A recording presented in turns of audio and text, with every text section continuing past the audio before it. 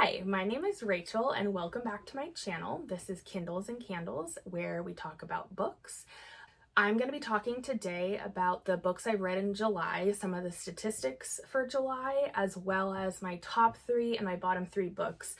I did read quite a few books in July, so I'm not going to talk about all of them. I do like little reaction videos on Instagram if you want to see that for every book that I've read.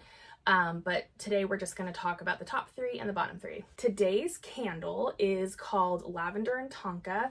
This is from a candle set that I got at Costco, which is like really random. I wouldn't have thought I'd buy candles at Costco. It was a set of 4 candles and it was like $20 or something, and the candles are pretty beefy, so I think it'll last a while. My scent still isn't like fully back from having COVID, but this one, if I like really stick my nose in it, it smells good. It smells like it does smell like a hint of lavender. I don't know what Tonka is, but it smells like warm and like homey, and it just I feel like it sets like a good vibe. So the tracking system that I use to review and keep track of all my books is called StoryGraph. I used to use Goodreads a while ago, and then I found out about StoryGraph, and I'm gonna put up here kind of what StoryGraph looks like, and it'll have all of my stats there. But the reason I switched from Goodreads to StoryGraph is for a couple reasons. Number one is because StoryGraph gives you the ability to do fractional star ratings, so you can do like 3.25, 3.5, 3.75, and I also just prefer it. I feel like it gives a more accurate rating. StoryGraph just gives you the ability to kind of fine-tune your rating a little bit. The other thing that StoryGraph does is it allows you to pick books based off the format, so you can say if it is an audiobook, a physical book, or like a Kindle book.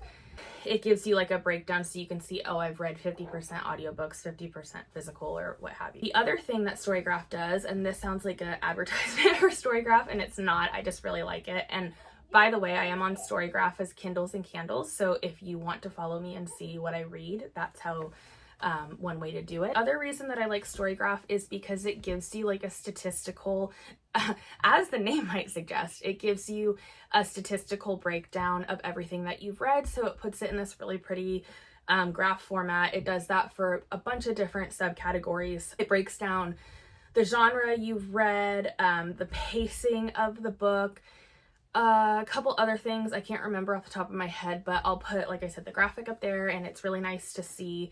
And that brings me to the 4th reason that I like StoryGraph over Goodreads, is because StoryGraph is just, honestly, it's more aesthetically pleasing, and I like to look at it, and I didn't really like to look at Goodreads that much. So those are the reasons that I've switched to StoryGraph over Goodreads. So yeah, for July, I've read 25 books total.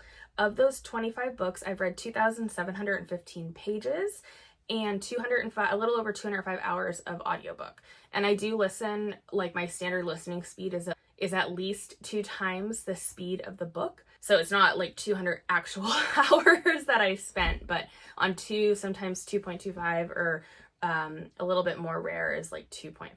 Of those books, about half have been considered medium pace, 40% have been considered fast pace, and a little bit less than 10% have been considered slow pace. And so I don't go through all the books and say, oh, this is fast, this is medium. What StoryGraph does is it fills it in for you. And I don't always agree with it. Like one of the slow pace books I don't think was slow, but I can see why it's considered slow, so I just like don't mess with any of those stats. Also for July, I had 4 5-star reads, which is probably the most that I've ever had, like out of any month. One of them was a reread. It was Fourth Wing. I did the audiobook of that when I was sick. I just wanted to listen to an audiobook of a book I knew that I liked. Yeah, but 3 original 4-star or 5-star reads, which is really good for me. My average rating for the month was 3.33, and that compares to other months. Actually, since January and February, I went back and looked, and I had really high averages of 3.6 and 3.7, and then everything after February has been quite low, and then July hit, and I had an average of 3.33. I do think that I tend to either like love or hate books. Like I have very polarized feelings. That 3.33, it's because there's, the high 4 and 5 stars and then some that were quite low. Like I had several 2.5 and under. I'm pretty happy with the reading month. One of the books that I'm going to talk about in my top 3, I found like my new favorite all-time book. Well, I can't say it's like all-time favorite, but it was a book that I loved. So I'm really happy with this reading month. So I guess let's get into my top 3 and bottom 3 books. I think I'm gonna start with the bottom 3 first, and how I'm gonna do this was because I want to end on a positive. So I will start with the bottom 3 books first, and I'll do it like my best worst book, the middle worst book, and then the worst of the worst I'll save for last. And I do want to caveat, like I know a lot of people on BookTube or Bookstagram, they don't really talk about books they don't like. And I can see why, like somebody put their time and energy into this book and they were really proud of it. And so I don't want to take that away from any of the authors. And I hope that I can describe books in such a way that just because I didn't like it, maybe you'll find something that you like about it and you'll want to pick it up. So if you like these books, that is fantastic for you. They just did not work for me. And I'm sure there's books I like that, you know, other people think are horrible. And I will say my toxic trait is after I finish a book that I like love, I will go and read reviews of the book that are 1-star reviews and then get like angry about them. And so, yeah, books are just so subjective, and we like what we like, and we don't like what we don't like, and that is okay. So we're going to start with the bottom 3 books. How do I say this? My best least favorite book this month was a book. I don't have the physical book, so I'll put it up on the screen. It's called, I did it as an audiobook. I got it from the library. The book is called The First Day of Spring by Nancy Tucker. And so I added this book to my TBR based off some recommendation I saw somewhere. And the person really liked it. I'm not sure. The person that I'm thinking of is reads a lot of thriller books. So in my mind, this was a thriller book, and perhaps that was an incorrect assumption on my part. I wouldn't consider it a thriller, but maybe others were. It was just a little bit boring to me, and this is one of the books that StoryGraph classified as slow, and I would agree with that assessment.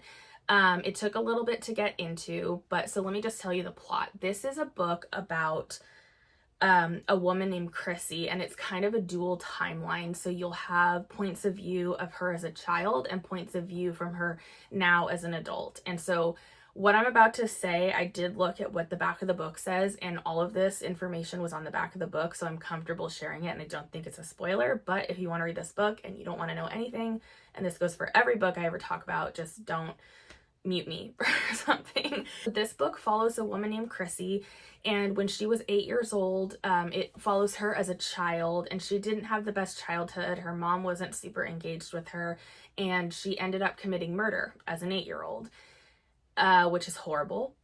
And so yeah, that happens.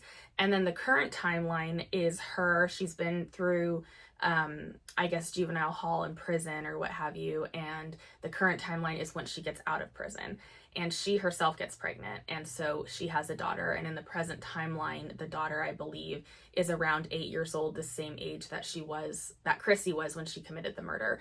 And so she's understandably like changed her identity now. She doesn't want people to find out about her past. And now all of a sudden she sees some things in her daughter that she's concerned about. And then also she's afraid that somebody is following her from her past, or somebody has found out who she is and is going to expose her, and she's worried about losing her child and all of this stuff. So I thought the book sounded interesting, but the way it was presented, it was just a little bit slow to me. It was more like a character study instead of an actual book with plot. I mean, yeah, there was plot, but it was definitely, if you like a character-driven book, you might enjoy this book because it was deeply character-driven.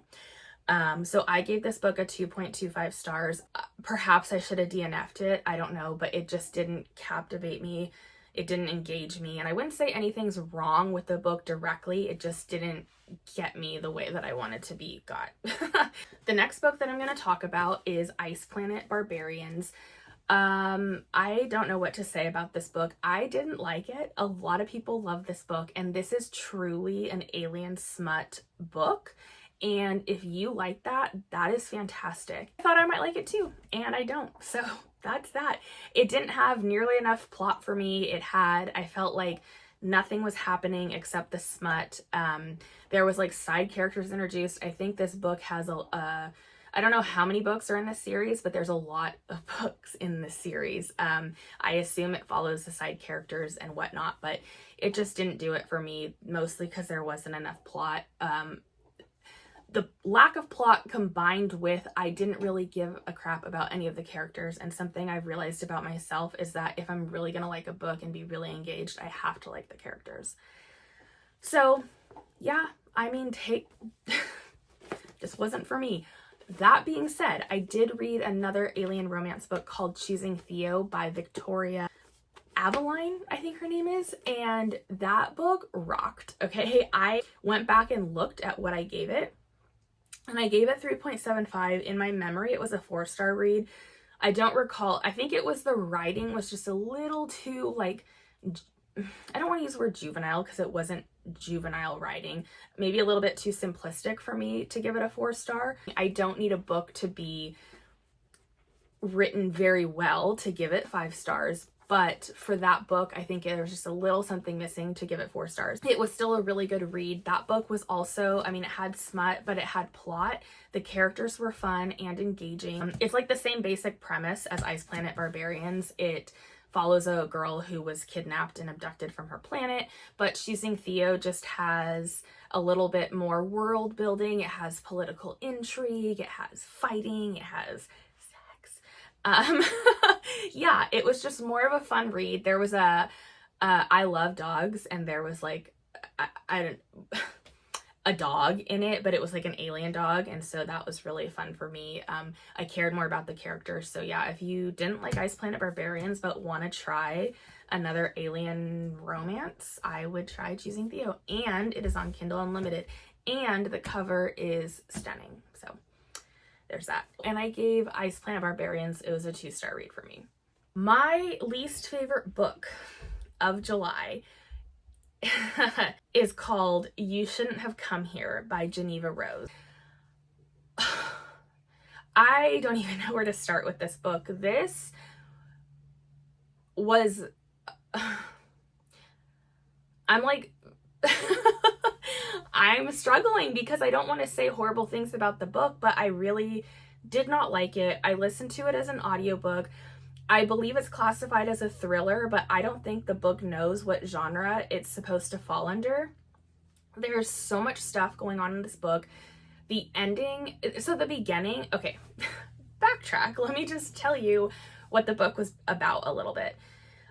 This book follows Grace. She is a woman from New York with like a business job and like high profile and stressful life. And so every year, I think she goes on some sort of retreat for herself. She has a family, by the way, and she just does this retreat by herself, which isn't that nice for her.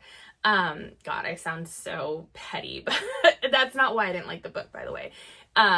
Anyway, so she gets to do these like retreats for herself, and she chose to go to this Airbnb in Wyoming, and she tells her husband like, bye, I'll be back in a little bit. And he's like, okay, bye.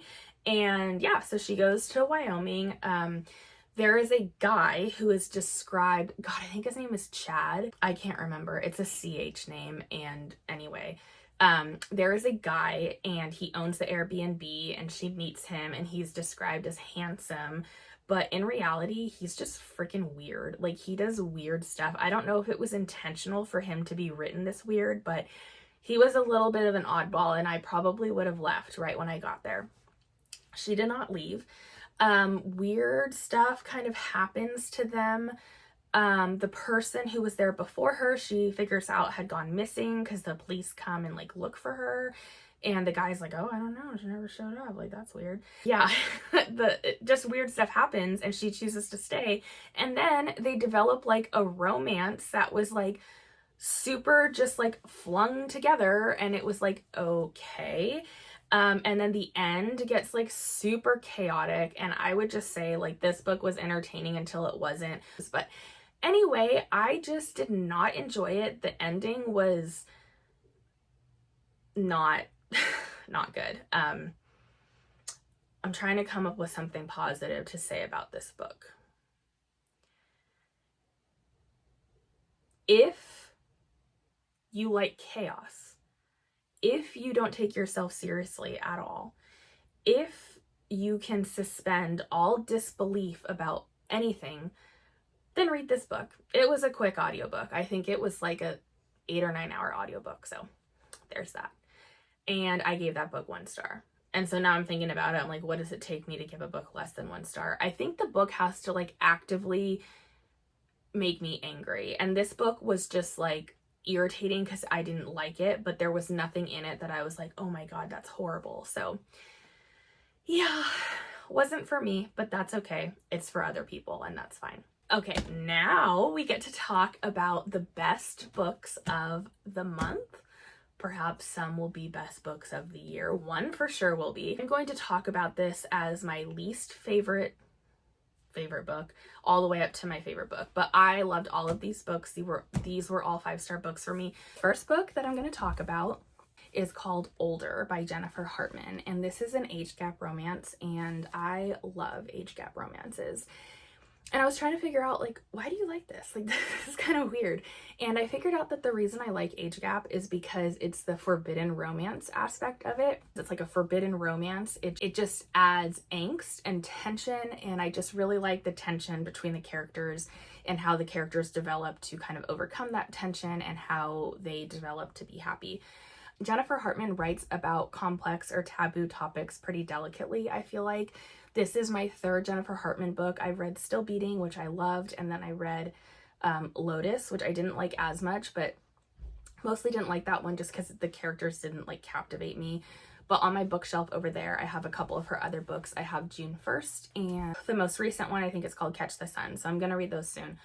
But anyway, this is about Older. Okay, so this book follows Reed and Haley. Haley comes from a less than ideal home. I would say that the mom is kind of checked out and the dad is actually abusive physically and mentally and verbally. So she doesn't have the best home life, and one night she's at this house party for like older kids, and she meets this guy there, and this guy is looking for his daughter, but I don't think he tells her that he's looking for his daughter. Anyway, they just really hit it off, and they're like, you know, really joking around, but just kind of that like flirtatious banter. And they almost go home together, and she tells him, I believe she tells him she's like 23. And at this point in time, I think he's like 30 or 31. I remember thinking that wasn't that big of an age gap, but yeah, it turns out it's because she was not truthful about her age. She's actually under 18, and he is back in town because he is building like a gym, and his main focus in the gym is going to be on teaching people self-defense. Self-defense is what he is like kind of building his gym around, and the classes and stuff. And so, as I mentioned, like she didn't have the best home life, and something happens at her house, which triggers her leaving the house, and she gets to go live with her best friend and her mom, super welcoming to her. But the guy that she met that she now can't stop thinking about from that house party is her friend's dad. And so, yeah, it's, you know, it sounds like it would just be this like smutty read, but it's actually has a lot of really strong character development, and it just explores the relationship of, you know, between Haley and her friend, Haley and her friend's mom, and Haley and Reed. Also between Reed and his daughter, and Reed and his ex-wife, who have actually a really good relationship, and how they have to keep it secret and all of this stuff, and kind of the struggles that Reed goes through because he knows that it's not right. So I found this to have a really good romance. Obviously it's slow burn, tension filled, obviously, and it was a really engaging read. And so I really liked it. I found myself tearing up a couple times. Jennifer Hartman does a really good job of writing characters that you actually care about, and ultimately that's what drove me to give this book 5 stars. I liked the plot, but I really, really liked the characters. The next book that I'm going to talk about that I also gave 5 stars, and again, this could be probably like interchanged with the older book, given on my mood.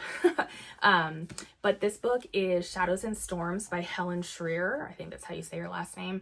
And this is the last book of the Legends of Thesmar series. And this book is hard to talk about because it's the last book in a series and I don't want to spoil anything. I do have a video with my review for that entire series, and I loved this book so much and the series so much that it inspired me to start a YouTube channel. But this book continues the story of Thea and Wilder. I can't say remember, but Thea wants to be this Warsword, which is this great warrior. And so it's about her journey of trying to achieve that like lifelong goal that she has. And there's all these epic battles and politics and scheming and heartbreak and all the good stuff. It's in this book. But I really liked the ending of this book. I thought it wrapped everything up really well, but didn't like put a pretty little bow on everything. It answered a lot of questions, but my favorite part is that it left the door open for more books in this world. And the author has confirmed that there's going to be a spin-off series. I think it's called The Ashes of Thesmar. I believe. And I think she's actually finished the first book and is working on the second, and I hope that we get the first book this year, but we'll see. But yeah, it was really good, and you guys should give Blood and Steel and the whole Legends of Thesmar series a chance because I was really satisfied with the ending. Okay, if I look a little different or the lighting is different, it's because it's been like 4 hours since I last sat down to do this. I had stuff to do this afternoon and I thought I could film my video beforehand, and I ran out of time. And I didn't want to rush this last book because this is my favorite book of the month, probably going to be my favorite book of the year, which is like nice to know that like I've been, reading, I'm at 156 books or something for the year, and none of them have been like, ooh, that's the favorite. And this one is 100% at least top 2 probably. But I don't even really know how to talk about this book that makes it sound exciting, that makes people want to read it, because I feel like what the description is, it makes the book sound like however I think in my head how to describe the book. I'm like, wow, you are not doing this book justice, but I'm gonna try. And this book is called Binding 13 by Chloe Walsh. So 2 years ago, when I first got back into reading, I found a YouTube channel. I can't even remember the name of the channel, unfortunately, but I was like casually looking at YouTube. I watched this person, God, I wish I could remember their name, but I watched this person talk about binding and keeping 13 and saving and redeeming 6. And the way they talked about it, I was like, wow, okay, that person really likes those books, so I should read them. And in 2022, they got added to my TBR. It is 2024. August 2024, and I finally picked it up. I'm a mood reader, so I have to be in the mood to read certain books. And I like knew that I was probably gonna like these books because since that video I've seen lots of people talk about them. One night I was like, okay, well, I'm in the mood to read this book. So I pick up the book and I'm like, okay, great, this is okay. And it took me a week to read the first 100 pages. And I read the first 100 pages and was like, okay, that's great. Like, I was like, okay, this is pretty good. It's not like I was just like subpar about it, but I was a little bit disappointed because it wasn't hitting the way that I wanted it to. And then all of a sudden, and I remember the specific incident that this happened, it was a rugby game. I will tell you what the book's about. The book has rugby in it. But the main character was at a rugby game, and anyway, all of a sudden I really liked the book, and I read the next 500 pages in 2 days. So yeah, it took me a little over a week to read this book, but the bulk of the book was read in 2 days. And definitely check trigger warnings for this book. It deals with very dark subject matter. It has abuse, a lot of abuse, a lot of bullying. It's written in a dual point of view. So there's Shannon is the female main character and Johnny is the male main character, and we first enter the book in Shannon's point of view. She is one of 6 siblings. She's the only sister. There are 3 brothers that are younger than her, and I think she's 15 when the book starts. So she has 3 younger brothers and 2 older brothers. One has moved out of the house and away from the family, and then her other older brother, I believe, is 17 or 18. Shannon goes to this like public school and she gets bullied in school. She's been bullied in school her whole life. It's really sad. They go into detail about what other kids have done to her. And I just think it's horrible how it's just really sad because it's accurate. I feel like what happened in the book could definitely happen and probably does happen in real life. And so it's really sad. She's bullied in school. Her home life sucks. Her dad's an alcoholic and he beats his kids. He treats them horribly. He says horrible things. He's physically abusive. And the mom is kind of just sitting there and doesn't know what to do and taking it, if you will. I forget exactly what happens, but something happens, and one day Shannon comes home and the mom is like, yeah, you're done. Like, you're not going back to that school. I'm going to get a part-time job and save up the money or make enough money to send you to private school. And the private school, it's called Tolman College. I'm pretty sure it's called college. I'm like second guessing myself, but it's a high school. She gets sent there, and she does have two friends she made like when she was in like elementary school, basically. It's hard to equate because also this book takes place in Ireland, and so their school system is a little bit different. But when she was in her early school years, she befriended two girls, Claire and Lizzie. They went to a different school and she had to stay in the public school system. And so now she's going to this Tolman College, which is high school, and her friends are going to be there again. Her very first day, she puts her phone somewhere. She misplaces it, and so she has to go back to get it before classes start. And she goes back to get her phone, and she walks through a rugby field. She doesn't really know what's going on, and she doesn't really know what rugby is. Johnny, the male main character, accidentally kicks a rugby ball into her head, and he's like a star athlete. He's very strong. He kicked the ball really hard, hit her in the head. She fell down. She's also very tiny. That is talked about a lot in the book. That's probably the only thing that I'm like, okay, that's a little overdone, but other than that, I will hear no complaints about this book. Anyway, so he hits her in the head with the ball. She collapses. He runs over and tries to help her. And he's like, okay, like clearly you have some concussion or something. So he walks with her up to the office where she gets to see the school nurse. And the school calls her mom, and her mom comes like freaking out because she thinks her daughter's being bullied. And she's like, I'm spending all this money to get my daughter this good education here, and she's still getting bullied. And then this school like kind of smooths it over, but her mom hates Johnny, and Johnny is like drawn to Shannon. He can't describe why, but there's something about her that he is drawn to. So Shannon has to go to the hospital, and then we get kind of some of Johnny's point of view. And Johnny is a star rugby player. His whole life has been devoted to rugby. He really wants to join this, like, it's called U20s, and it sounds like it's some like after you graduate high school, you get to do that middle thing, and then you go to the big leagues. And so like his whole life has been revolved around that. He's very regimented in his diet, his exercise routine. Rugby just is his life. And so the book is the development of their relationship, getting to know each other over time. And he falls for Shannon because Shannon doesn't even know that he's a rugby player, and all his life he's only been seen as the rugby guy. And so obviously women are like flocking to him because he's athletic and strong and handsome, but he doesn't feel like any of them know him for who he is. And Shannon is the first one to finally see him, and Shannon is the first one to make him feel something besides rugby making him feel something. So it is the development of their relationship. And I still feel like I didn't do the book justice. Like, I feel like, okay, if somebody told me that synopsis, I'd be like, great, good for you. I'm glad you liked that book, but it doesn't sound like it's for me. But I genuinely think that the character development in this book is so good. The relationship dynamic is so good. It's built so well that I really think anybody will like this book. There's a lot of supporting cast. So we see, the relationship or the dynamic between Johnny and the rest of the rugby team is really well fleshed out. One of the main characters, his name is Gibbsy. He gets his own book, which just came out earlier this year. It's called Taming Seven. He is freaking hilarious. He is so funny, so just charismatic, really funny guy. Actually, a lot of times I was reading this at night. My boyfriend's like, what are you laughing at? And he finally stopped asking me because I always said this book. And then I would try to explain to him what it was about, and he's like, don't care.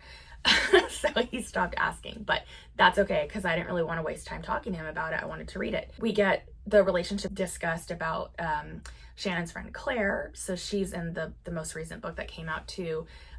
We get to see a lot of Shannon's brother, Joey, a little bit of his girlfriend. Her name's Aoife. I think it's the book tells you how to pronounce it at the beginning because it's spelled not how you would think it's pronounced. And then Joey and his girlfriend are the next two books, which I haven't read yet, but I'm going to probably very soon.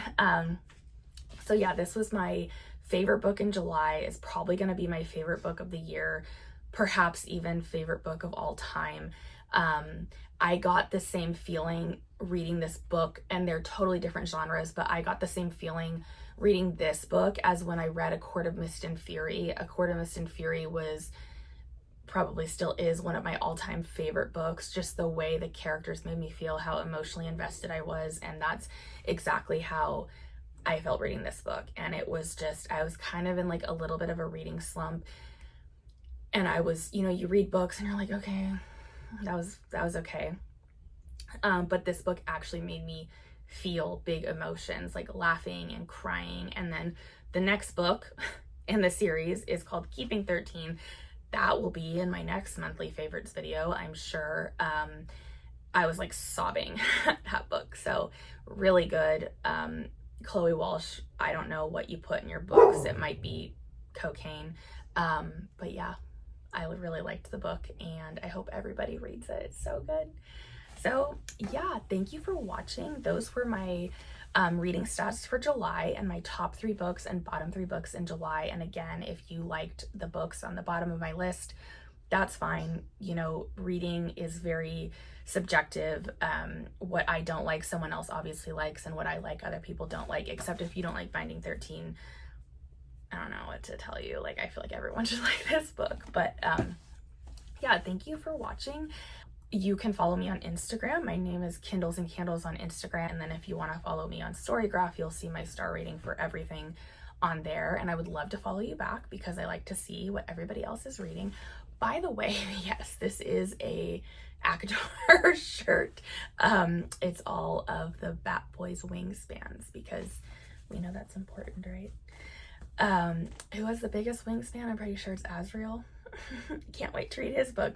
But anyway, okay, thank you for watching, and yeah, I will see you next time. Bye.